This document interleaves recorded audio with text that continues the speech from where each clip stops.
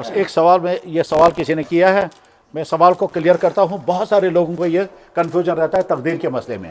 کیا صاحب اگر ہمارے لیے مصیبت لکھی ہے تو ہمارا کیا قصور ہے؟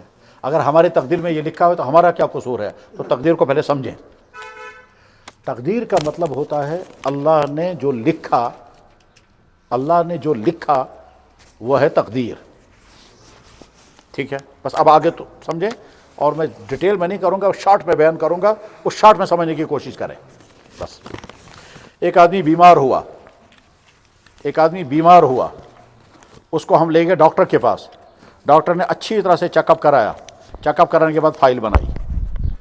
سمٹمز یہ ہیں، چیک اپ کی رپورٹ یہ ہے، ٹیسٹوں کی رپورٹ یہ ہے، اور ڈائیگنوز ہو گیا کہ اس کو خدا نخواستہ کینسر کی بیماری ہے، 3rd سٹیج یا 4th سٹیج ہے. ہم کوشش کریں گے، ٹریٹمنٹ کریں گے، لیکن امید نہیں ہے.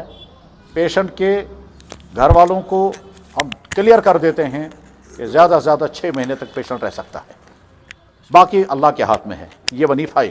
ٹھیک ہے، گھر والوں نے کچھ کو پتہ چلا، کچھ کو پتہ ہی نہیں چلا کیا ہے. کچھ نے کہا ایمسبنزونا، اس کے بعد آئے گھر، دوائی بھی کھا رہی ہے، پرہیز بھی ہو رہا ہے، خدمت بھی ہو رہی ہے، اور 3-4 مہینے کے اندر اندر پیشنٹ مر گیا. ٹھیک ہے، ڈاکٹر نے لکھا یہ 6 مہینے کے اندر اندر مرے گا.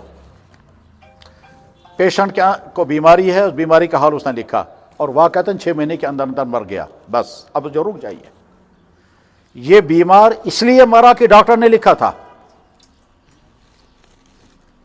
کیا یہ بیمار اس لیے مرا کہ ڈاکٹر نے لکھا تھا؟ نہیں، بیمار اس لیے مرا کہ کینسر لاسٹ سٹیج پہ ہو. جو لاسٹ سٹیج پہ تھا وہی ڈاکٹر نے لکھا، جو وہاں ہونے والا تھا وہی ڈاکٹر نے پہلے لکھا.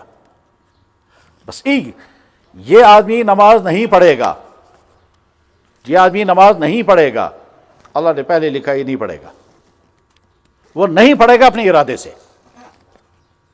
ٹیچر نے کہا لڑکا ٹاپ کرے گا، اور واقعی لڑکے نے ٹاپ کیا، تو اسے تھوڑے ٹاپ کیا ٹیچر کے کہنے سے، اسے ٹاپ کیا اپنی محنت سے.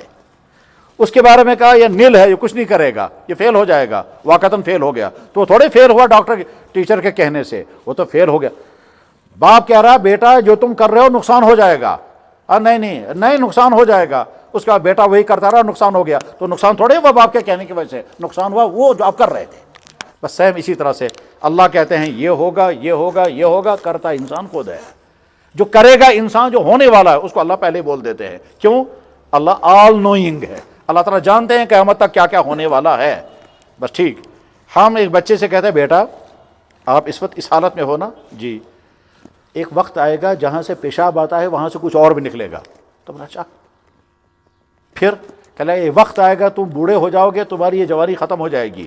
اچھا، تمہارے یہ بال جو ہیں اتنے سارے گر جائیں گے. اچھا، تم چل بھی نہیں پاؤ گے. اچھا، یہ سارا جو ہم بولنے والے ہیں، ہمارے بولنے سے تھوڑے ہوگا، وہ تو سب ہونے والا ہے، ہونے ہی والا ہے. ہم اس کو پہلے ہی بول رہے ہیں. اسی طرح سے دنیا میں جو ہونے والا ہے اللہ تعالیٰ پہلے ہی بول دیتے ہیں.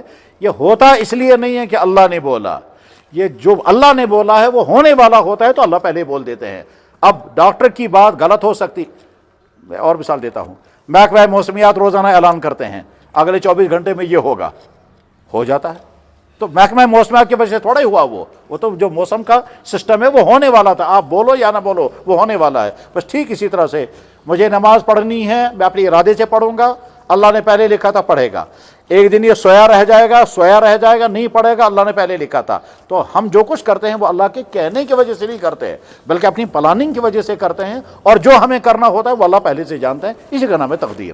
اگر سمجھ میں آ گیا تو ٹھیک، اور اگر نہیں تو پھر دیکھتے ہیں کبھی اور ڈیٹیل میں بتاؤں گا تقدیر کا مسئلہ. اس میں بہت سارے لوگ کنفیوز ہو جاتے ہیں.